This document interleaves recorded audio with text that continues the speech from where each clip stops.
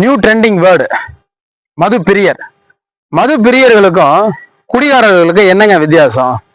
மது பிரியர் அப்படின்னா அவங்களுக்குன்னு குடிக்கிறதுக்குன்னு பாத்தீங்க அப்படின்னம்னா ஒரு டைம் ஒன்று ஒதுக்கி வச்சிருப்பாங்க. அந்த டைம் வந்து டெய்லி கிடையாது, வாரத்திலேயோ மாசத்திலேயோ ஏதாச்சும் ஒரு நாள் ஒன்று ஃபிக்ஸ் பண்ணி அதுக்குன்னு ஒரு டைம் ஒன்று ஒதுக்கி வச்சிருப்பாங்க. அந்த டைம் குவாலிட்டியான டைமா இருக்கும். அந்த டைம்ல அவங்க குடிக்கிறதுனால மற்றவங்களுக்கு எந்தவித பிரச்சனையுமே இருக்காது. அந்த குடியும் சரி, குடிச்சதுக்கு அப்புறமும் சரி, ஒழுக்கம் இருக்கும். குடிகாரர்கள் அப்படின்னு எடுத்துட்டோம்னா அவங்க எதுக்கு குடிக்கிறாங்க, என்னதுக்கு குடிக்கிறாங்க, எப்ப குடிக்கிறாங்க, எப்படி குடிக்கிறாங்க அப்படின்னு யாருக்குமே தெரியாது.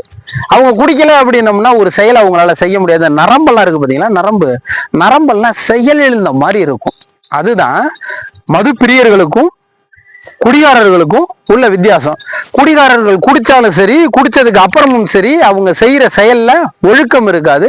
அடுத்தவங்களுக்கு அதனால பிரச்சனை தான் வரும். மது பிரியர்கள் எப்ப வேணாலும் குடிகாரர்களா மாறலாம்.